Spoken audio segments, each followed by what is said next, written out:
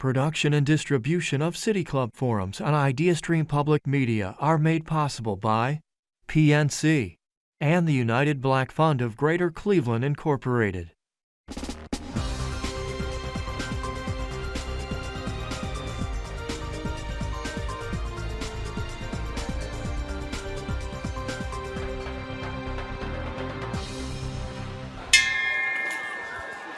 Good afternoon. Welcome to the City Club of Cleveland, where we are devoted to conversations of consequence that help democracy thrive. Today is Friday, November 22nd. I'm Dan Moulthrop. I'm the chief executive here, and I'm moderating our forum today, which is the David Ralph Hertz Memorial Forum on Civil Liberties.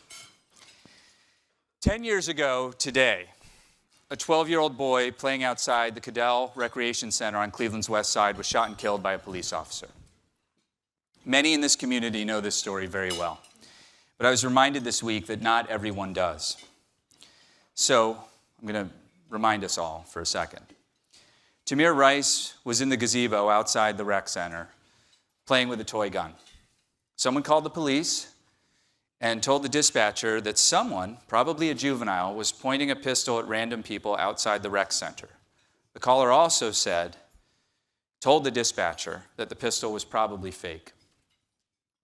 Both of those critical pieces of information, that he was probably a juvenile and the gun was probably fake, were not shared with the police who were responding. And those officers drove across the grass all the way up to the gazebo. One officer jumped out of the car before it had come to a stop, and within 2 seconds he had fired 2 shots. One of those shots hit Tamir Rice in the torso, and he died the following day. He was 12 years and 5 months old. There was a lengthy review of the shooting, as is common when police officers kill community members. In the end, neither of the officers was charged with any crime, which is also common in such cases. I think that many of us remember that Tamir's death felt like a wake-up call for the community about the damaged and fractured relationship between the police and the communities they serve. It happened while the city was beginning a police reform initiative as part of a consent decree with the Justice Department, with the U.S. Justice Department, a consent decree which is still in place today because the Division of Police is not yet in compliance. There have been additional efforts at police reform in the ensuing years, including Issue 24 in 2021, the creation of mental health care responders to co-respond to calls, empathy training for police, which we actually discussed on the City Club stage about 2 years ago. But we're here today to pause and examine for just 1 hour, the impact of this tragedy on the community. We're very fortunate to have with us Tamir Rice, Tamir Rice's mother. She's the founder and CEO of the Tamir Rice Foundation and the founder of the Tamir Rice Afrocentric Cultural Center on St. Clair Avenue.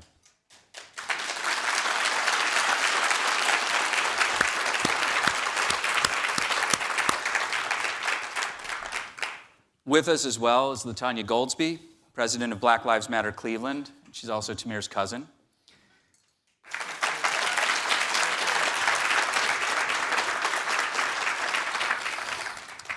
And Subodh Chandra. He's founder and managing partner at the Chandra Law Firm. Subodh has worked with the family since 2014.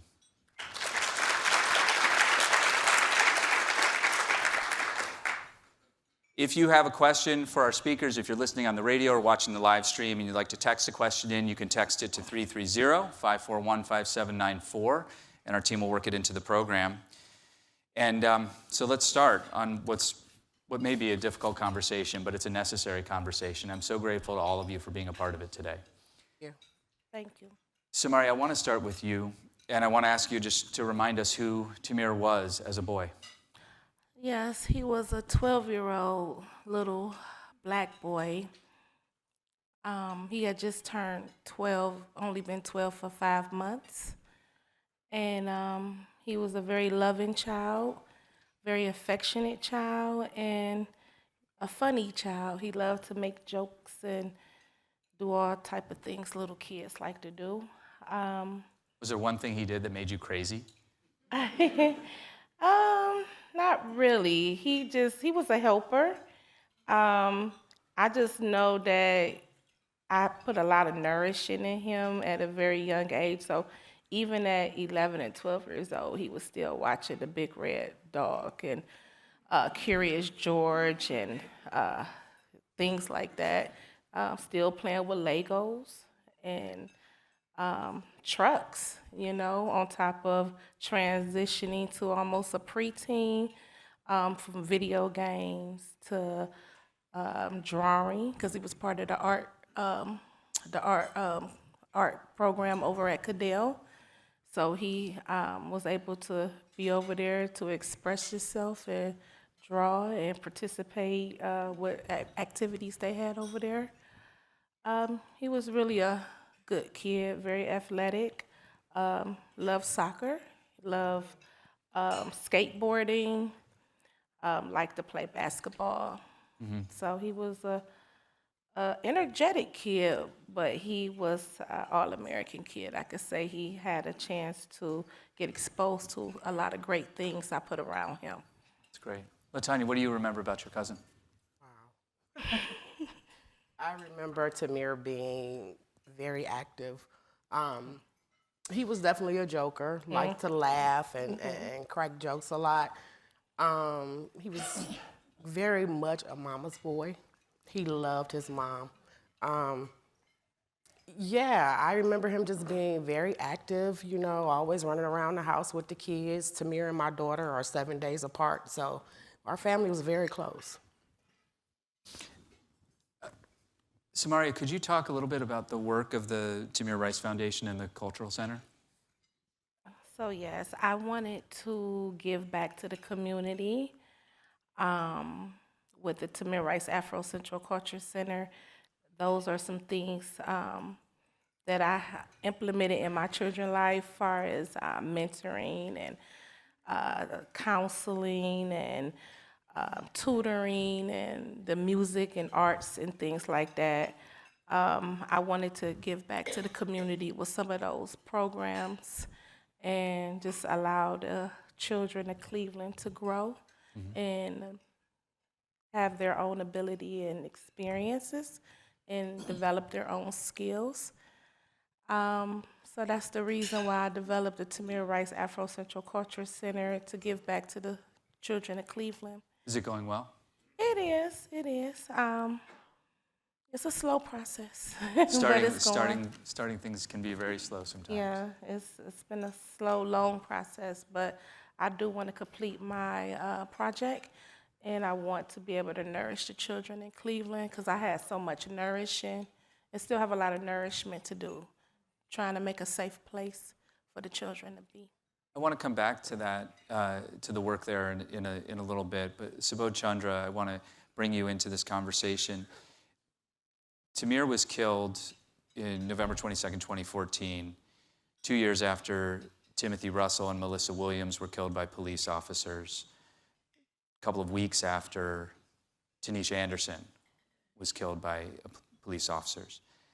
Those tragedies became sort of emblematic of the broken relationship between police and the communities they serve.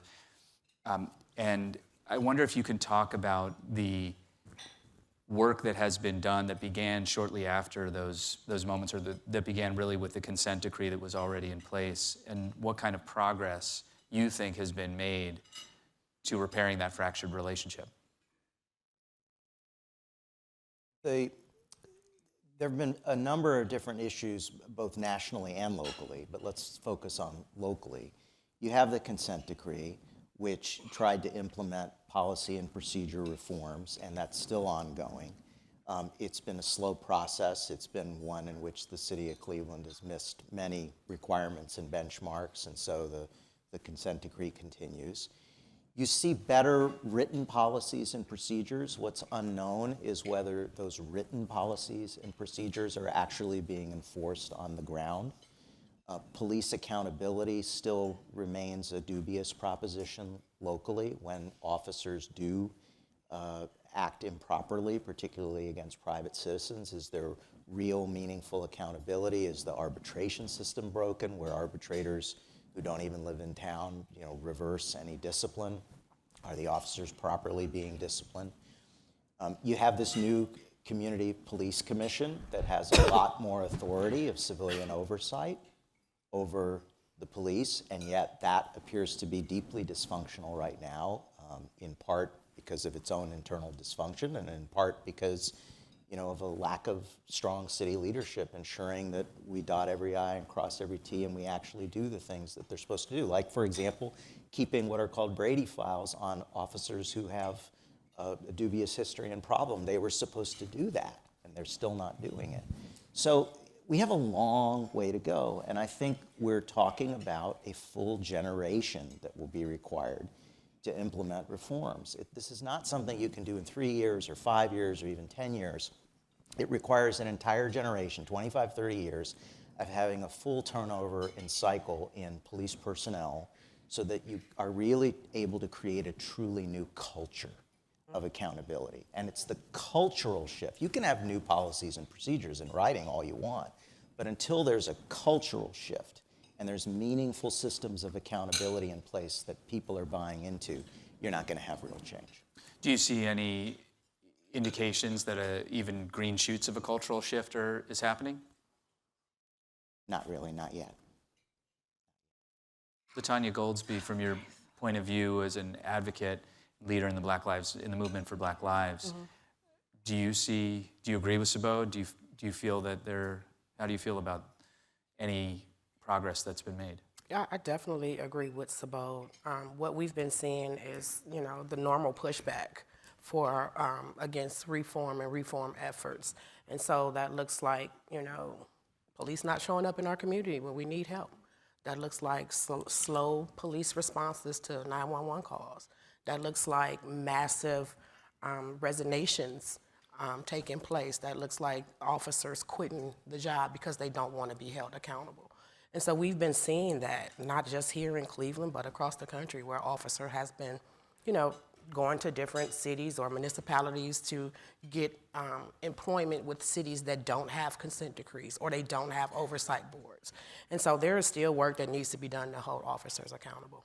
I mean, look at the recycling of Officer Lohman, Right. for example, the officer who shot and killed Tamir Rice. He keeps popping up in different communities in the state and around the country until, suddenly there's a local community outcry when they figure out who he is. But think about the knuckleheaded decision-making it takes for public officials to just keep rehiring him.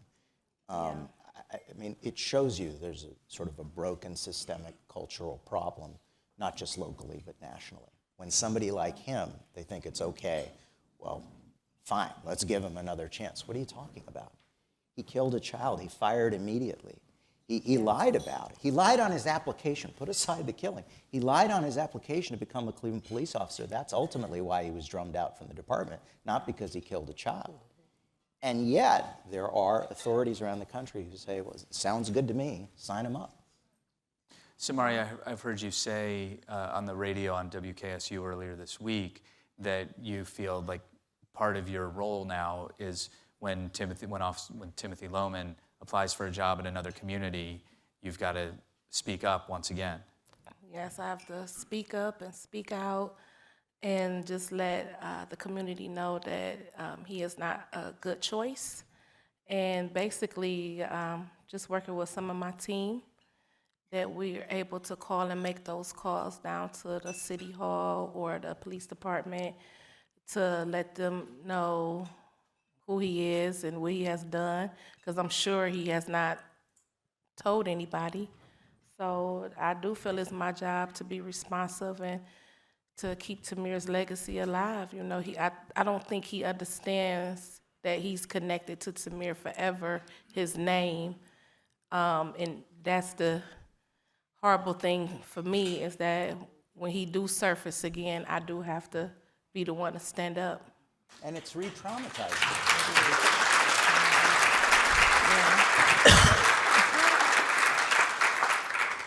Samari, in thinking about the role that you were in, a role that you didn't choose,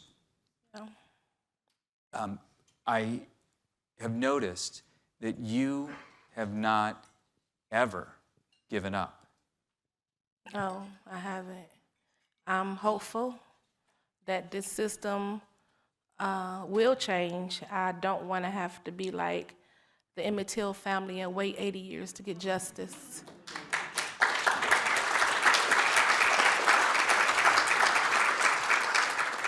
What would justice look like? Accountability, indictment, conviction for both officers. We don't want to let Frank Gramback get away with it either. He was the older officer in the car. He was the trainer in the car. And it's just as much as his fault as Timothy Loman being an unfit person to be a part of a police department. Beyond the specific indictments that you've just mentioned, more broadly speaking, what does justice look like? A conviction for me, a conviction for Timothy. No, but beyond the, I mean, in terms of the systems. Oh, well, you mean? I mean, like what would a police department that operates in a more just Cleveland actually look like? Like, how would that? Oh, that's going to take a lot of work. That's going to take a lot of work because thanks to an individual, we was able to get the 100-year report, and apparently they've been corrupt for 100 years. I'd like to know, when is it going to stop? I don't know what report you're referring to. It's a 100-page report out on corruption of policing in Cuyahoga County, particularly Cleveland, the pushback to want to do the right thing and be accountable for what they have done. I don't understand how they think that we're going to be able to be, a knitted family if there's no accountability across the board. Like, how are we going to be able to trust the police if there's no accountability across the board? That leaves us with no help. That leaves people like me and Ms. Goldsby on the front line demanding justice and accountability. And that is a lot. That's a lot. Ms. Goldsby, is there more justice today with organizations like the CPC, the Community Police Commission, with the Office of Professional Standards? Do you see that does it feel to you that we are any closer? I think with the right people in place, we could be a lot closer than we are. That's right. I feel like the ways in which the internal sabotage has taken place around issue 24 is something that the entire community should be alarmed about, because it jeopardizes the safety of everyone in this room, your children. And I definitely feel like there needs to be more engagement around that. When you say internal sabotage, what do you mean? So putting people in places of positions that don't really support accountability, or people that don't believe that the police officers have ever done anything wrong. Putting those folks in place to maintain the status quo. Yeah, to make decisions for, our lives and situations, that should be held accountable for, period. So, yeah. And I would add that 100-year report that Samaria talked about was actually created by our Community Police Commission. And they did the research on that and realized that there was a pattern of practice over the last 100 years that the mayors of this city tried to get control of our police department. And it speaks about the demands from the citizens for oversight, of how they wanted oversight of their police department. And so that, along with that and the advocacy that we've been doing around police accountability, is what helped us push for issue 24. Yeah.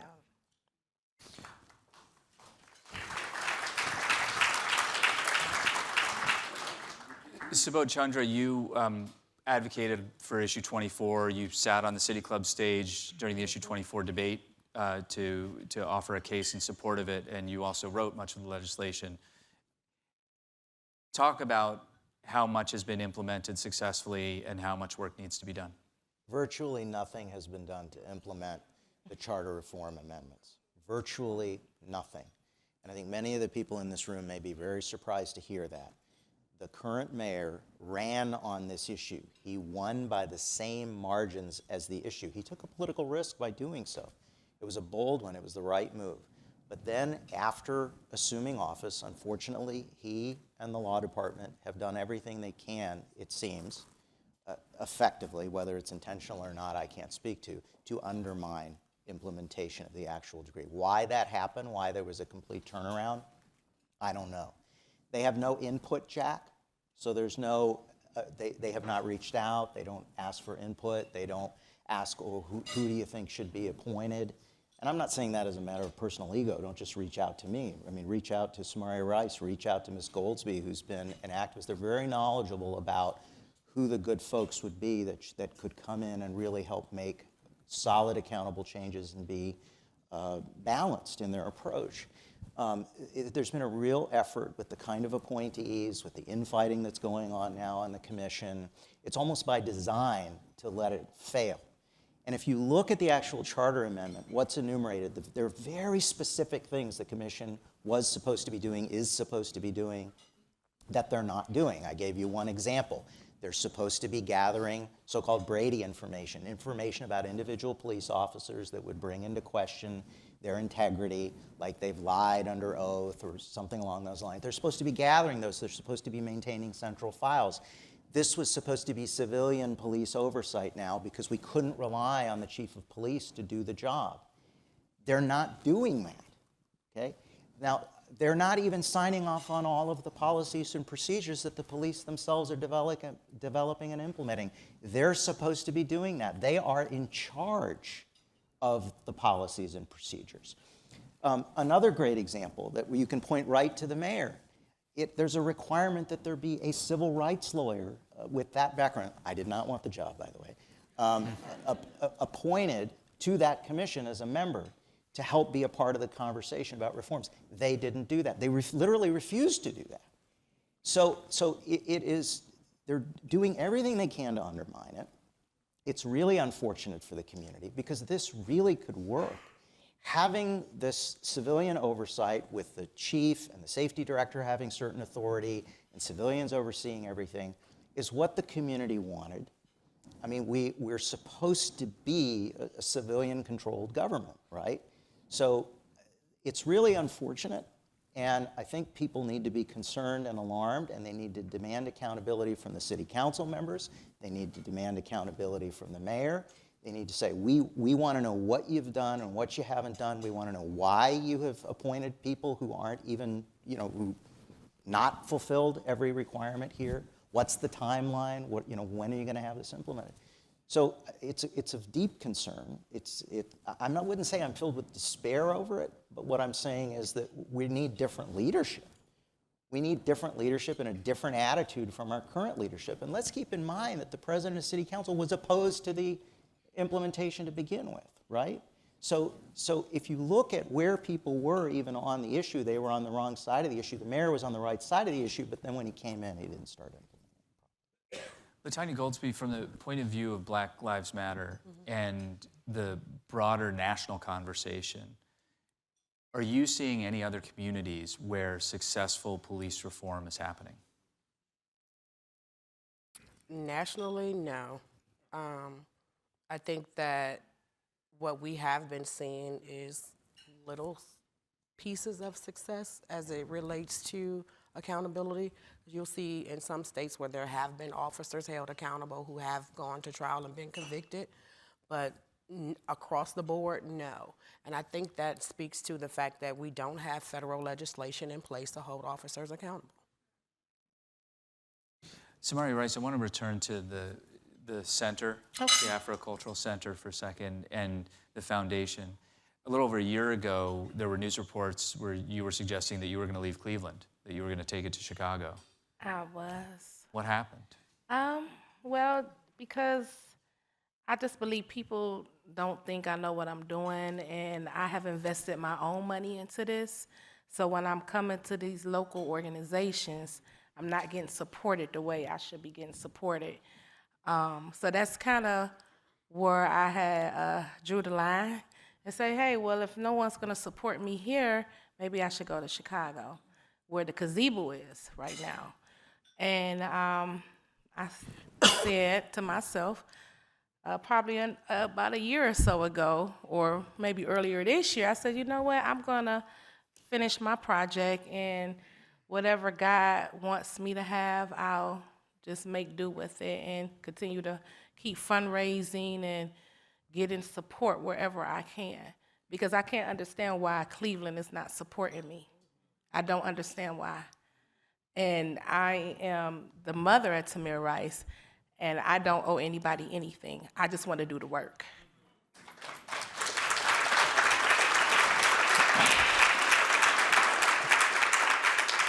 Did you find after those news reports came out and after you were public about the frustrations that you were experiencing that more support emerged, or have you persisted in spite of that? No, not really. No, more support haven't merged towards me. I don't know. Cleveland is just reluctant to change, and they're reluctant to help grassroots organizations, and I just don't know why. You know, I didn't get in this to be a politician. I'm a mom and I'm a nurturing mother. I have 4 high school graduates. I have a formula that could get our children out of school into the next level. That's what I do. I'm a mom. Yeah. So, and with the Tamir Rice Afro Central Culture Center, let me just clear some things up. We do recommendations for counseling, but we offer mentoring, tutoring, expression arts, creative writing. I have a black box theater in the back of my building where I want the kids to come in and write their plays, and work with one of my good friends, Mr. Spivey, in helping direct the plays. So I've been doing this work. My children benefited from after-school programming when it was available in Cleveland. My children benefit from being part of a community. They was in mentoring. They was part of a community with the arts and all type of things. So I know once you invest in your children, you get a result that you're looking for. Most of the time, I didn't pick to be here. I'm a chosen one. I was chosen. So I just continue to nourish my children and try to nourish the community and hope that people will get on board with that and want to see the vision come alive. How many children are you serving right now? Well, I mean, I do events over the community, so it just all depends on what event we having. We probably done service probably over 100 children maybe so far. I know I was working with R.G. Jones. Tamir was a soccer player over at R.G. Jones. I was able to give 12 families $100 apiece for their Thanksgiving holiday last year. We do a lot of, we did some workshops in the community, like a flower workshop or art workshop. And then we did self-care day in the community. Far as the children, I was able to get kids' hair done, manicures, things like that for children. So I'm always working with the kids. I'm a mother of 3, a grandmother of 5, so I stay busy. I stay busy. And it's just really about investing in your community and your children. Thank you for sharing that. Absolutely. I know that sure, go ahead. I know that our audience, both here and on the radio and online, all have questions. So we're going to move to that in a moment.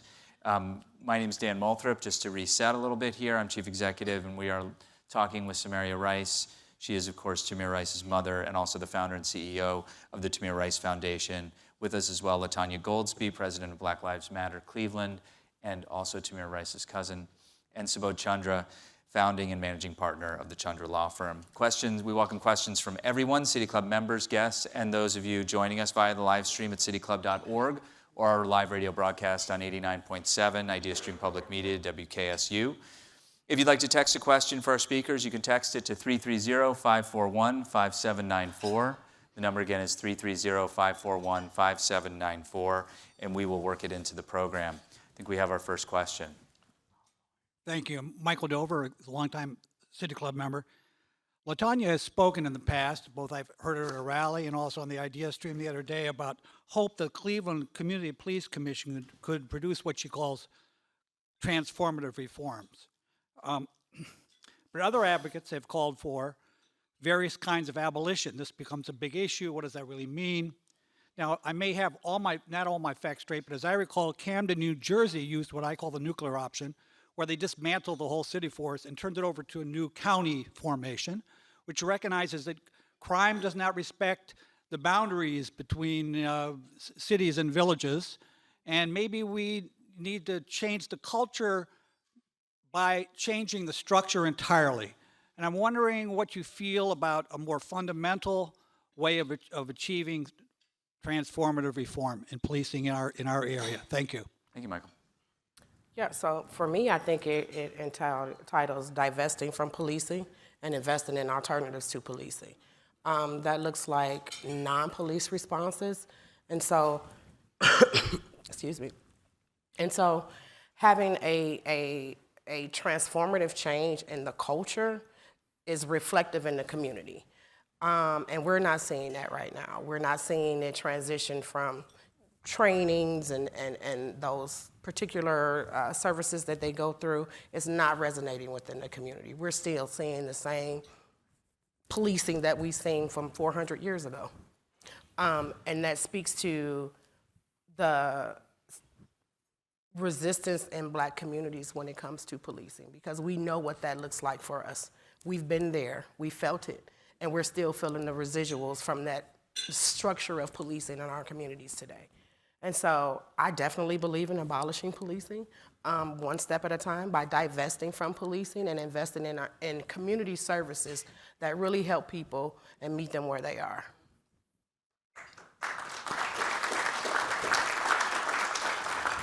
Subodh, would you like to weigh in on the more radical reform of Camden, New Jersey? Not particularly, but I want to just take a step back, though, and think about, since we're commemorating the passing of Tamir Rice today, I think it might be helpful as we think about the reforms that are needed to just be reminded about what are some of the things that went wrong in the systemic response to Tamir Rice's killing. And first and foremost, for Samaria Rice, I mean, she's already articulated that she still, to this day, wants to see a prosecution and conviction of the officers. The first and foremost problem, to my mind, was that the Rice family was cheated out of a fair criminal justice process for accountability. I'm not suggesting or insisting that there definitely would have been a conviction of Officer Lohman or Officer Garnbeck. I'm not saying that at all. But what I'm saying is that the playing field wasn't level for the family going into that situation as people who were saying they were crime victims.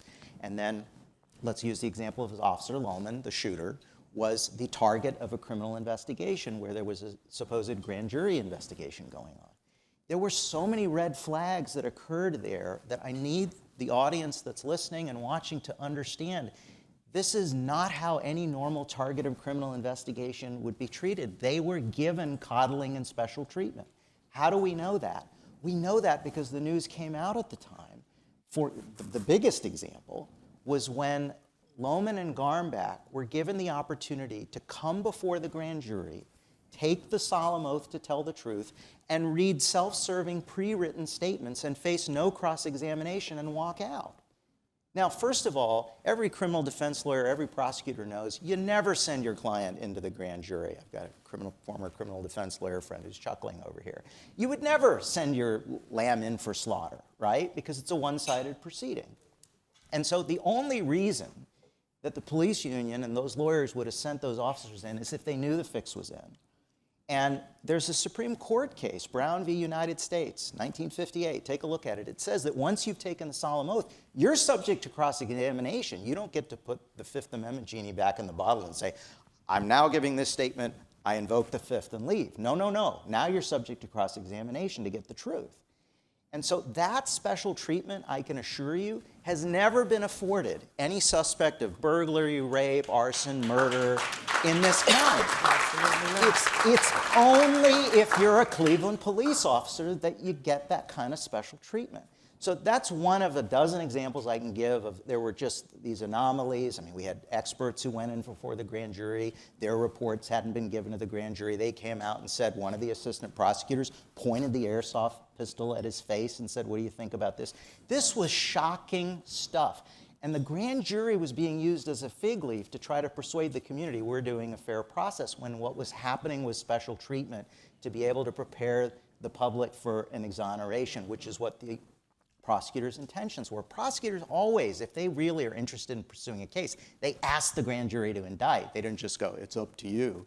You know, gee, it's up to them, which is what they told us. And that was a red flag. So as long as people understand that there's one system of justice for them and there's a system of justice for the rest of us, if we're prepared to accept that, okay, then let's accept that. I'm not prepared to accept that.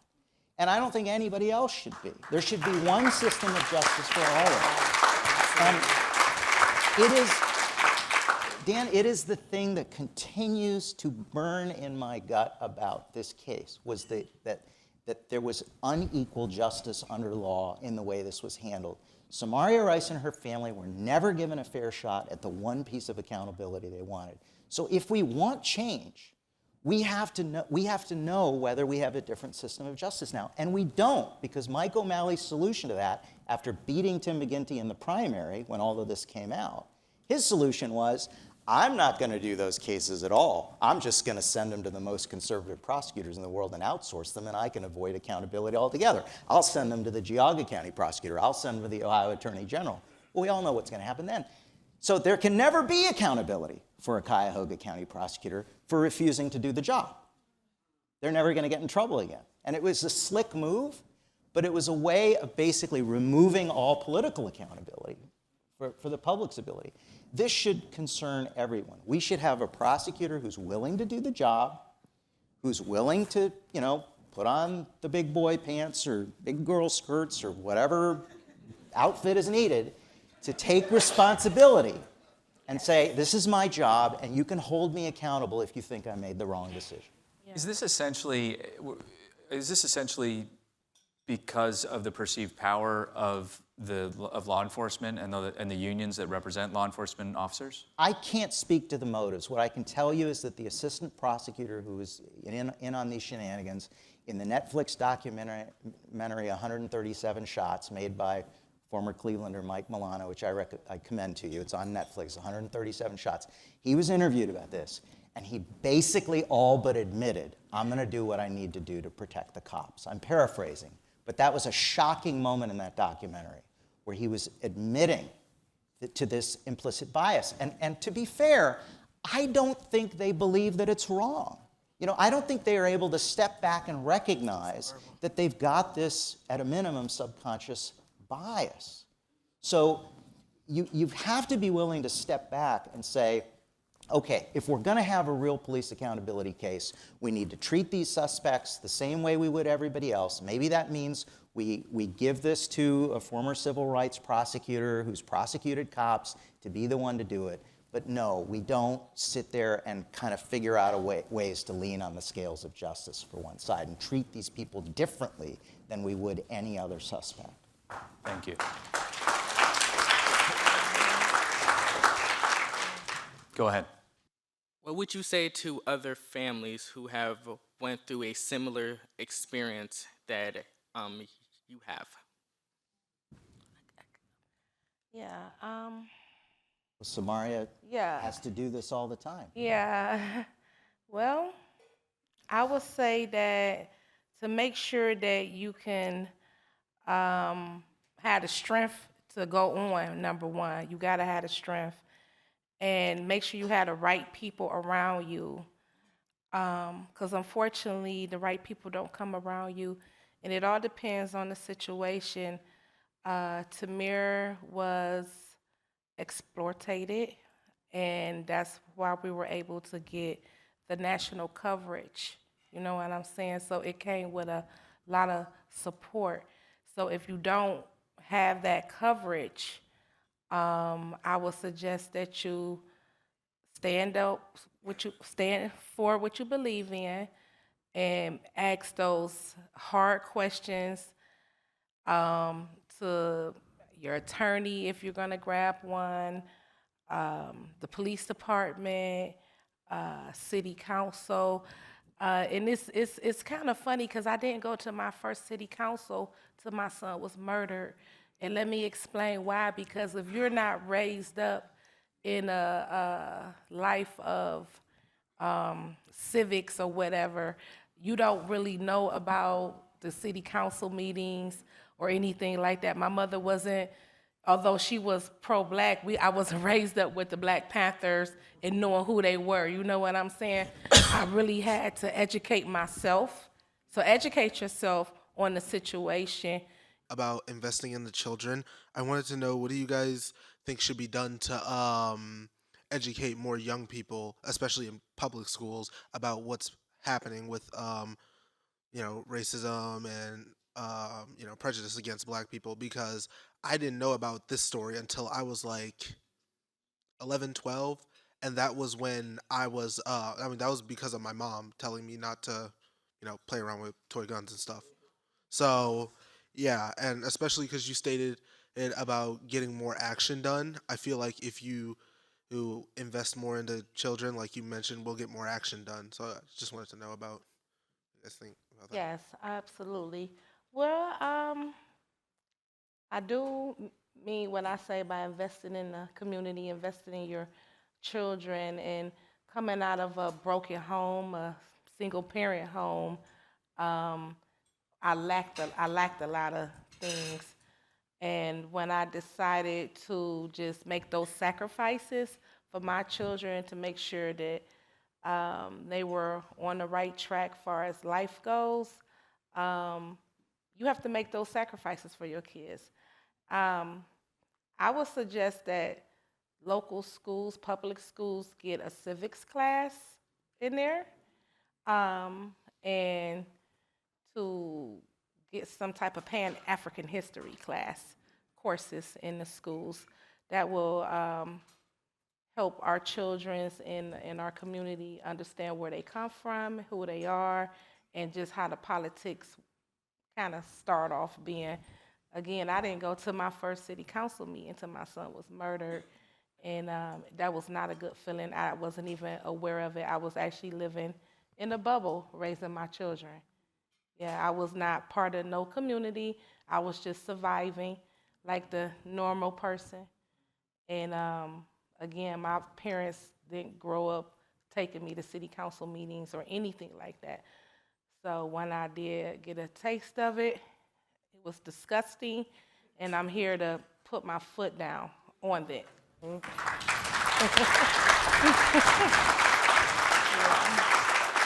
LaTanya Goldsby, I know that you probably have a message for the young people in the room and who are listening as well. Yeah, I do. Like technology has expanded so far right now that we all have little palm-held computers in our hands. So take the time to do your own research. Research candidates that are coming to your community asking for your vote. Research the folks that are representing your community. As much time as we spend on social media, we can educate ourselves at the same time. And so that just takes a little self-determination to think outside the box. And if you could spend an hour on TikTok, you could spend an hour doing research. That's how I look at it. So, yeah.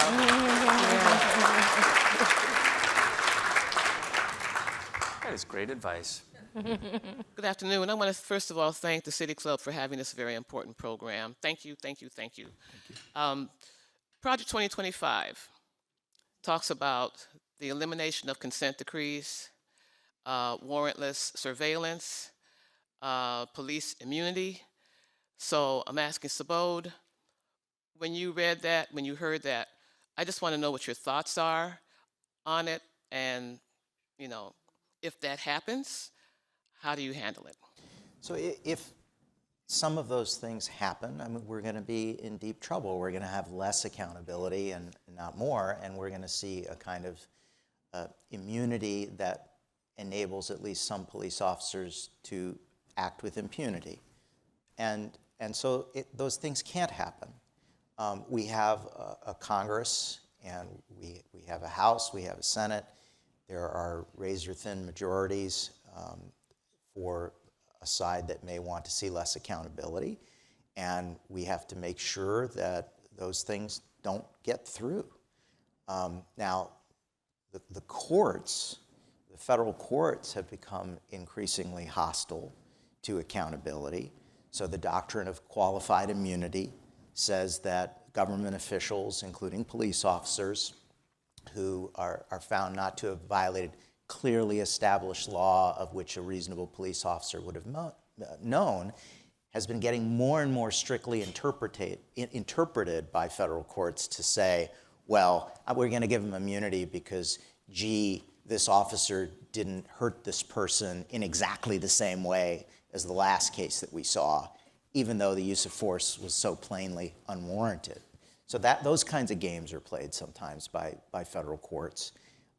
So look, this is going to take a lot of vigilance. It's going to take people paying close attention to what's happening. And my hope is that there will be enough attention, media attention and otherwise, to any efforts to go in the wrong direction, that people will be able to speak up and engage with Congress and try to stop these changes from happening. Did you want to add anything? Okay, our next question. Thank you. Hi, Gabriella Celeste with the Schubert Center for Child Studies at Case Western. I woke up this morning feeling incredibly grateful that I was going to get to be here with you today. Ms. Rice and Ms. Goldsby, I think all of us have been differently traumatized by the loss of Tamir. And so to be here together and honor his and your legacy is truly a gift. So I want to say thank you for that. We haven't had a chance to heal as a community because we haven't taken responsibility as a community. Right. And the part that we all play, frankly, in not protecting our kids. I know you were really helpful in efforts to get the Cleveland Division of Police to adopt the first ever national policy on youth police interactions, but we know, as you've said, policy is not enough. When we hear the mayor, the DA, the police chief in the papers recently talk about a 14-year-old and the sort of wrongdoing, when we know that 90% of the crime in this city happens with adults, it's a way of further sort of distancing the public and not protecting them, protecting our kids, having empathy. So my question for you is, how do we hold our public leaders responsible for protecting our kids, especially our Black and brown boys and girls who have gotten the least amount of protection and second chances in our community? Well, I had to educate myself again. And when I think about public leaders or public officials, if you really want me to be honest, I don't like fraternities. I don't care for fraternities because it's a sisterhood and a brotherhood that they do not stand for. They do not hold up to what they're supposed to do once they get their master's or their bachelor's. They're supposed to come back to the community and make the community good. That never happens in most urban communities across the country.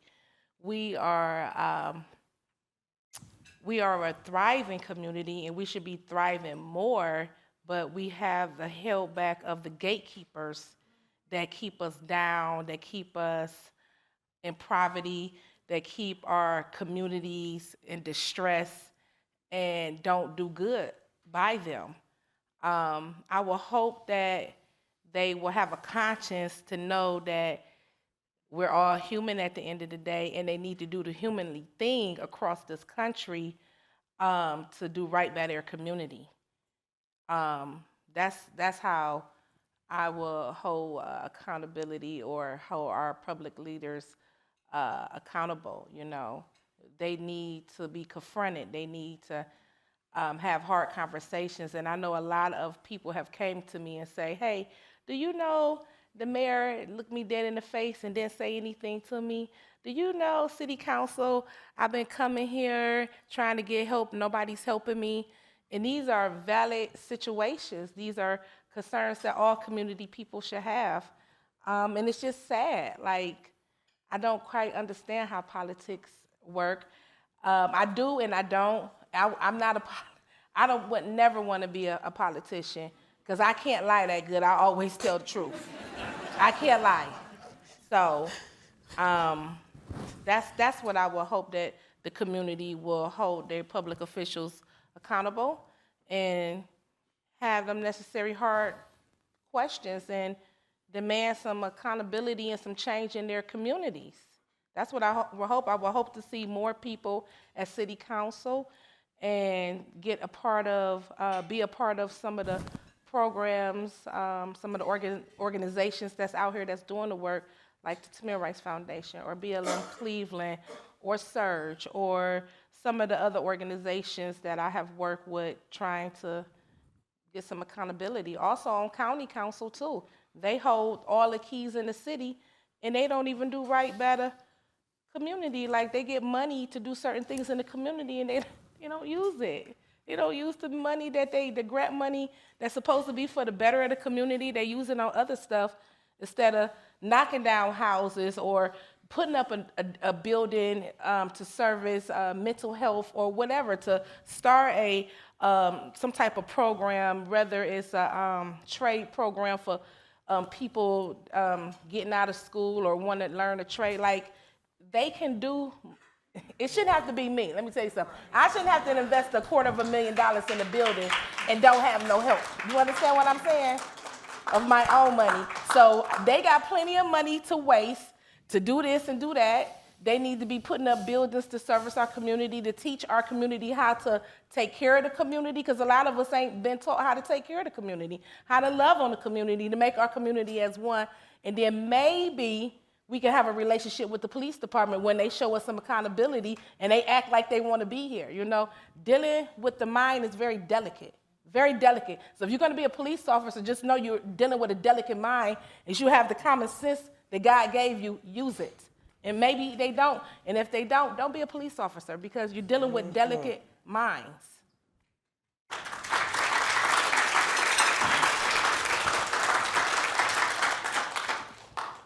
Hi, I'm Kayla Pincus. I want to flag that at this moment, the mayor and city council are making selections about the new community police commissioners, and the nominations are concerning. So please reach out to myself or others to make sure we're engaged on this before the decisions are made. This is quite urgent. At this moment, thankfully, we have a consent decree here now with a judge who seems to support the implementation of constitutionally compliant policies. What is the gap here? Is there some way our lawyers or our nonprofit civil rights firms can file motions to enforce the decree? When our city officials break or evade the law, how does the average civically engaged citizen demand recourse and compel our politicians, some of whom are represented with us here today, who have concerningly surrounded themselves by children, to follow the law in the way the rest of us are required to? Thank you. Thanks. I can quickly respond to that. Please, quickly, So yes. I know we're almost out of time. So first of all, I want to commend Kayla Pincus because she actually has succeeded in persuading the Community Police Commission to push through some important policies just in the last 48 hours. So thank you for your hard work. Just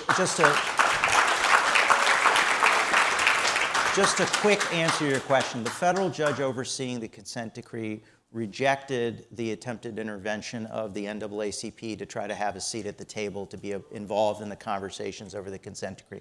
So I think having a private parties at the table isn't going to be permissible, but people can interface with the monitor who's working with the federal judge to try to get their input, number one. Number two, though, I wrote into the charter amendments that taxpayers have the authority, if the Community Police Commission is failing to check every box and do everything that's required under that charter amendment, taxpayers do have the right to send a demand letter to the law director and then to file suit to enforce the decree. Now that, unfortunately, is going to require funding, right? Somebody's got to be able to fund what will be expensive and costly litigation.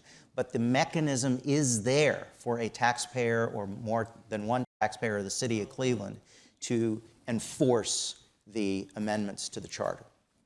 So we are out of time right now. Okay. I do want to just say, for the benefit of anybody who joined halfway through the conversation and is listening on the radio, today's 10 years since Tamir Rice was killed by a police officer. Yeah. And so with us on stage today has been Samaria Rice, his mother, his cousin, LaTanya Goldsby, who's also president of Black Lives Matter Cleveland, and Subodh Chandra, an attorney who's worked with the family since 2014. Thank you all so much. Thank you.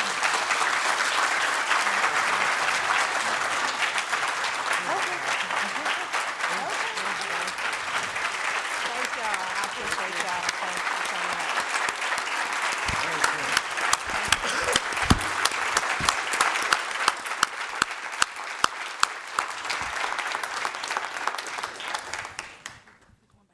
So I just have to wrap this up right now, Samari, don't go anywhere. Forums like this one are made possible thanks to generous support from all of you and people just like you. You can learn more about how to become a guardian of free speech at cityclub.org. We'd like to extend our gratitude to the Shar and Chuck Fowler Family Foundation for their support, which made today's conversation possible. Today's forum is also the David Ralph Hertz Memorial Forum on Civil Liberties.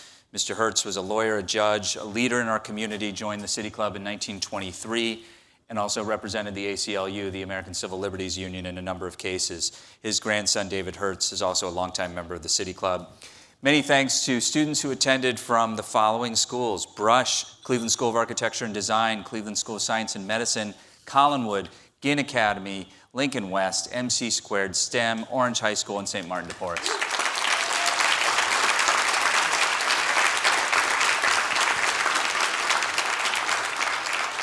Also, thanks to the guests at tables hosted by the Shar and Chuck Fowler Family Foundation, the Community Police Commission, the Cleveland Foundation, Judson, the Kings, Policy Matters Ohio, Project Lift Services, and the YWCA of Greater Cleveland. Thank you all so much for your presence here today. There are some great forums coming up. All of them are after Thanksgiving, so check it out at cityclub.org, and have a good Thanksgiving. Thank you all for being a part of our forum today. It's adjourned. For information on upcoming speakers or for podcasts of the City Club, go to cityclub.org.